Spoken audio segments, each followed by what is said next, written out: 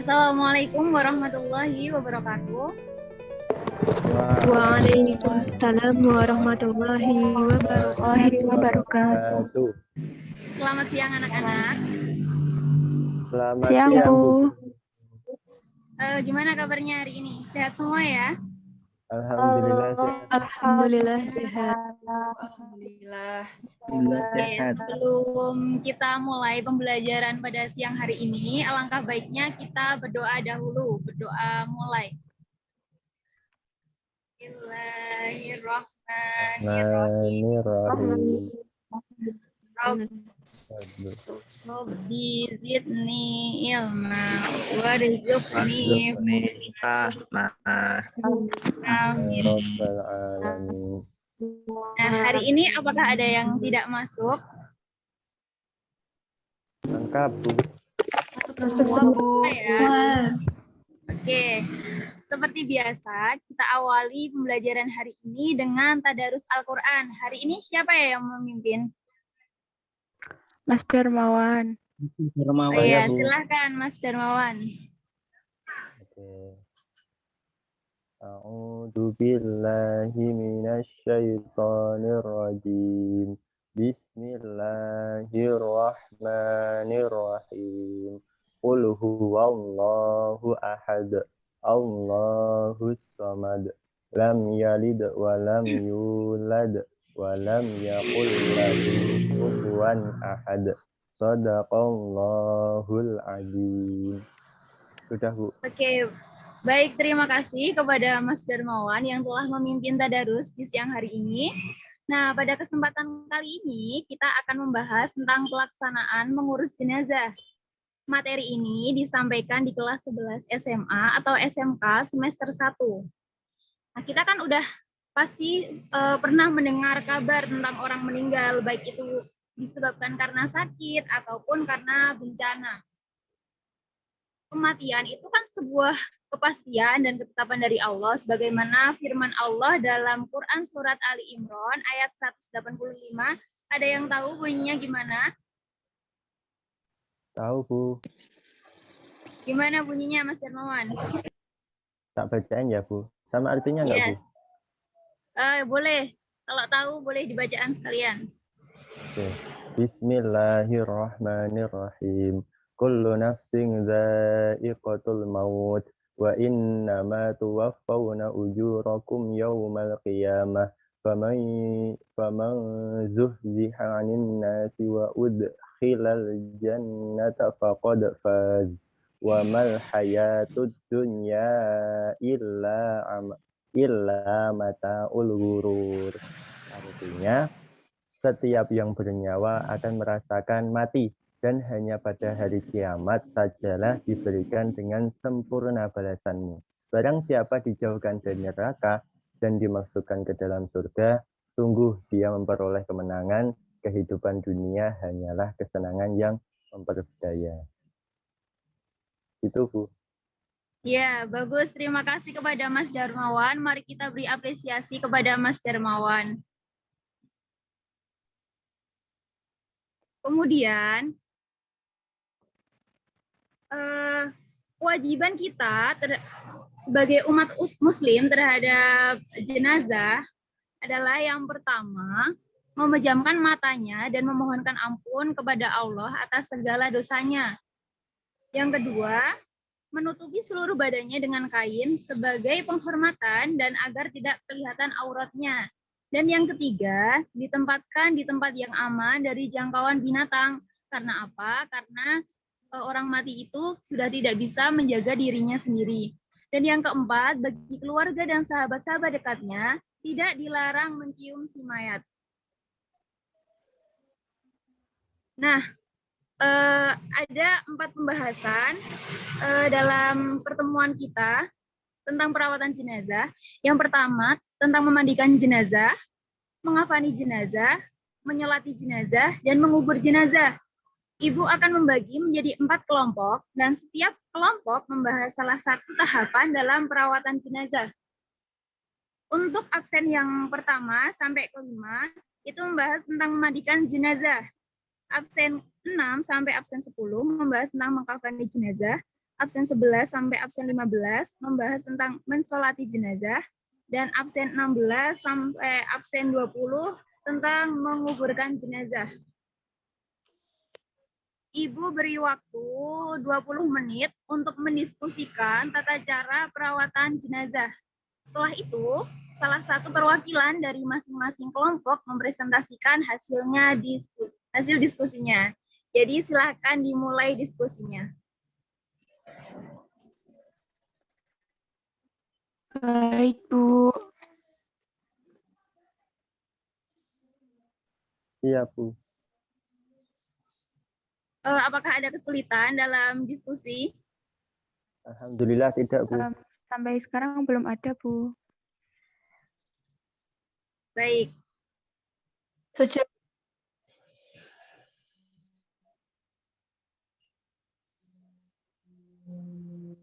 Oke, waktunya sudah habis ya. Kelompok 1 sudah siap? Iya, Bu. Baik, kita mulai presentasi kelompok 1. Silakan salah satu perwakilannya bisa maju ke depan. Iya, Bu. Oke, terima kasih.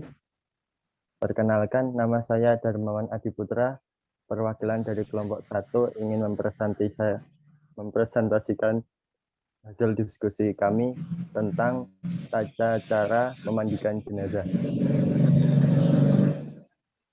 Hasil diskusinya ada beberapa cara memandikan jenazah. Yang pertama, di tempat tertutup agar orang yang melihat hanya orang-orang yang memandikan dan yang mengurusnya saja.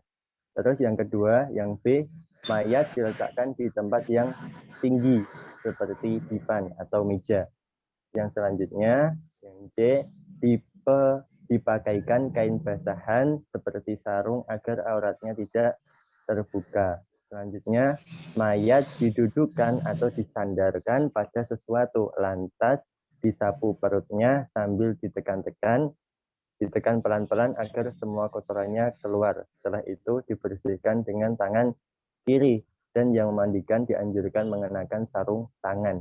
Dalam hal ini boleh memakai wangi-wangian agar tidak terganggu bau kotoran si mayat. Selanjutnya, setelah itu hendaklah mengganti sarung tangan untuk membersihkan mulut dan gigi si mayit. Selanjutnya, membersihkan semua kotoran dan najis. Dan yang selanjutnya, mewudukan. Setelah itu, membasuh seluruh badannya. Dan yang terakhir, disunahkan membasuh 3-5 kali. Oke, terima kasih. Sekian dari presentasi dari kelompok kami. Terima kasih. Saya kembalikan ke Bu Guru. Oke, terima kasih kepada kelompok 1. Mari kita beri apresiasi untuk kelompok 1.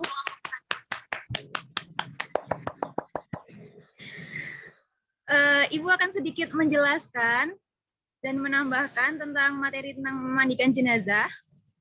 Untuk syarat-syarat wajib memandikan jenazah, itu yang pertama, jenazah itu orang Islam, apapun alirannya, mazhabnya, ras, suku, dan profesinya, yang penting jenazah itu orang Islam. Dan yang kedua, didapati tubuhnya walaupun sedikit, karena biasanya kalau korban bencana alam itu kan kondisi tubuhnya sudah tidak lengkap lagi, jadi walaupun cuma ada sedikit, kita harus tetap memandikan jenazah itu. Kemudian ada aturan yang berhak memandikan jenazah. Yang pertama, apabila jenazah itu laki-laki, yang memandikan jenazah hendaklah laki-laki pula. Perempuan tidak boleh memandikan jenazah laki-laki kecuali istri dan mahramnya. Dan yang kedua, apabila jenazah itu perempuan, maka hendaknya dimandikan oleh perempuan pula. Laki-laki tidak boleh memandikan kecuali suami atau mahramnya. Dan yang ketiga, apabila jenazah itu seorang istri, sementara suami dan mahramnya ada semua, maka suami lebih berhak untuk memandikan istrinya. Dan apabila jenazah itu seorang suami, sementara istri dan mahramnya ada semua, istri lebih berhak untuk memandikan suaminya. Oke, kita lanjut ke kelompok 2 tentang mengafani jenazah. Silahkan untuk perwakilan kelompok 2 bisa menjelaskannya ke depan. Baik, Bu. Suara saya bisa terdengar nggak, Bu? Terdengar. Baik, Bu. Terima kasih. Saya Alisa Kotrunada Munawaroh, perwakilan atau ketua dari kelompok 2 akan mempresentasikan hasil dari diskusi kelompok kami mengenai mengkafani jenazah. Jadi kain kafan paling tidak itu ada 1 lapis atau sebaiknya 3 lapis bagi mayat laki-laki dan 5 lapis bagi mayat perempuan. Setiap 1 lapis diantaranya merupakan kain basahan. Cara membungkusnya adalah hamparkan kain kafan helai demi helai dengan menaburkan kapur baris pada setiap lapisnya. Kemudian, si mayat diletakkan di atasnya. Kedua tangannya dilipat di atas dada dengan tangan kanan di atas tangan kiri. Mungkin itu saja yang dapat kelompok kami sampaikan. Terima kasih, Bu. Oke, baik. Terima kasih kepada kelompok 2. Mari kita beri aplaus untuk kelompok 2. Untuk mengkafani jenazah, biasanya kain kafan itu dibelikan dari uang si mayat sendiri. Tapi kalau jenazah itu orang yang tidak mampu, maka boleh kita ambilkan dari uang kas masjid atau kas RT atau dari sumber lainnya yang sah. Untuk selanjutnya, kita lanjut ke kelompok 3 tentang menyolati jenazah. Silakan kepada kelompok 3.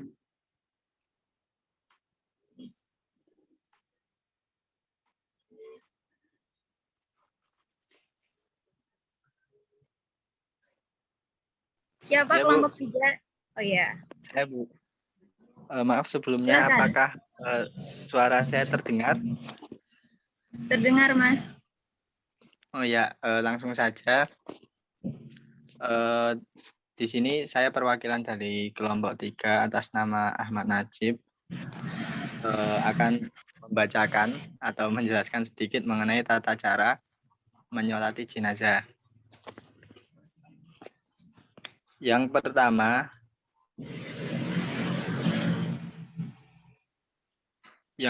yaitu untuk bisa disolati keadaan mayat itu haruslah pertama itu suci, baik badan, tempat maupun kafan. Terus yang kedua itu sudah dimandikan dan dikafani. Terus yang nomor 3 itu jenazah sedang berada di depan orang yang menyolatkan atau sebelah kiblat. Nah, terus tata cara pelaksanaan alat jenazah itu di sini yang pertama itu apabila mayat itu laki-laki, maka imam berdiri di dekat kepala jenazah. Dan juga ketika mayat itu perempuan, maka imam berdiri di dekat perut jenazah. Terus imam berdiri paling depan, diikuti oleh makmum. Jika yang mensolati itu sedikit, maka diusahakan dibuat 3 baris. Nah, mula-mula semua jamaah itu berdiri dengan berniat lakukan sholat jenazah dengan 4 takbir. Niat itu ada yang dibaca dalam hati, ada yang dilafalkan. Nah, apabila dilafalkan maka bacaannya sebagai berikut. Bismillahirrahmanirrahim. Sholli ala hadzal mayyiti arba'a takbiratin fardhul kifayati makmuman lillahi ta'ala. Di situ adalah niat sebagai makmum. Yang artinya aku berniat salat atas jenazah ini 4 takbir fardhu kifayah sebagai makmum karena Allah Ta'ala. Terus kemudian setelah takbiratul ihram yang pertama dan setelah takbir pertama itu selanjutnya kita membaca surah Al-Fatihah. Terus kemudian setelah membaca surah Al-Fatihah, takbir yang kedua dan setelah itu membaca sholawat atas Nabi Sallallahu Alaihi Wasallam. Bacaannya Allahumma sholli ala Sayyidina Muhammad. Allahumma sholli ala Muhammad wa ala ali Muhammad. Terus dilanjutkan takbir yang ketiga, kemudian membaca doa untuk jenazah. Nah, bacaan doa bagi jenazah itu sebagai berikut. Allahumma ighfirlahu warhamhu wa ngafihi wa'fu anhu. Itu untuk laki-laki. Kemudian kalau untuk perempuan itu dhamirnya diganti menjadi ha. Terus takbir yang keempat itu dilanjutkan dengan membaca doa sebagai berikut. Allahumma la tahrimna ajrahu wa la taftinna ba'dahu waghfir lana wa lahu. Terus yang terakhir itu membaca salam sambil menoleh ke kanan dan ke kiri. Ampun, Bu.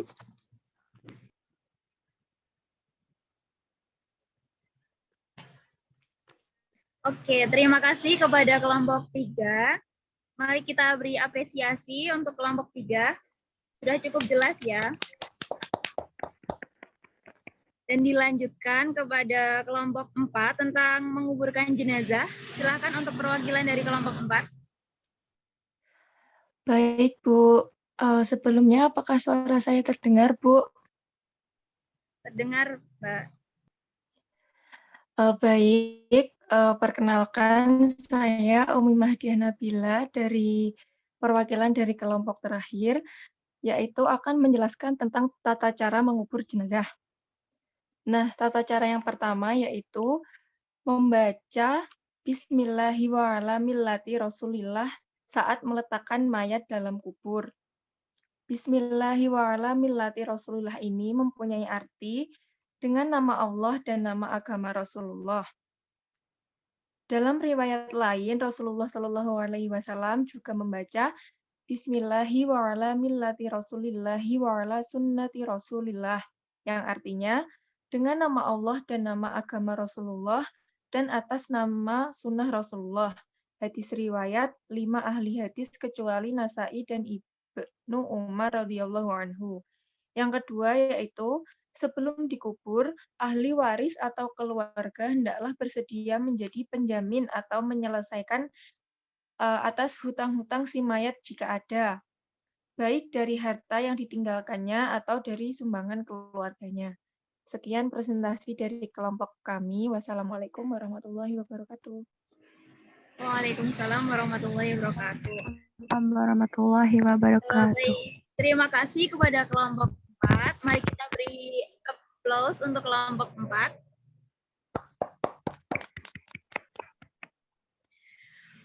Oke, karena waktu kita sudah hampir habis, apakah ada pertanyaan dari anak-anak tentang perawatan jenazah ini? Tidak, Bu. Tidak, Bu. Tidak, Bu. Baik.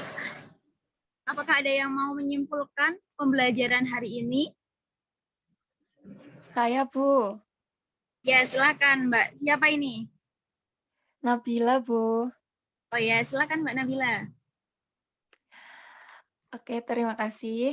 Saya akan membacakan beberapa kesimpulan dari materi pembelajaran pada pertemuan hari ini.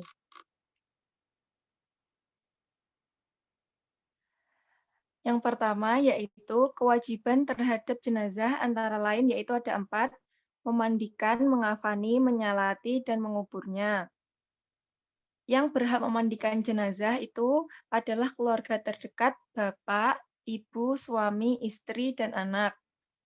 Jumlah kain kafan bagi jenazah atau mayat laki-laki disunahkan 3 helai, dan bagi mayat atau jenazah perempuan itu 5 helai. Tata cara sholat jenazah berbeda dengan sholat biasanya. Pada sholat jenazah tidak ada rukuk dan sujud, hanya 4 kali takbir dan diselingi doa. Mengurus jenazah itu hukumnya fardu kifayah, yaitu kewajiban secara bersama-sama atau gotong royong. Terima kasih. Baik, terima kasih kepada Mbak Nabila. Karena waktu kita sudah habis dan untuk memperkuat pemahaman kalian tentang perawatan jenazah, silahkan kerjakan buku paket halaman 46 sampai 48. Kita bahas pertemuan selanjutnya. Baik, Bu. Baik, Bu. Iya, Bu. Baik, mari kita akhiri perjumpaan kita di siang hari ini dengan membaca hamdalah bersama-sama. Alhamdulillahirrahmanirrahim. Alhamdulillahirrahmanirrahim. Wabillahi taufiq wal hidayah. Wassalamualaikum warahmatullahi wabarakatuh. Waalaikumsalam Waalaikumsalam warahmatullahi warahmatullahi wabarakatuh. wabarakatuh.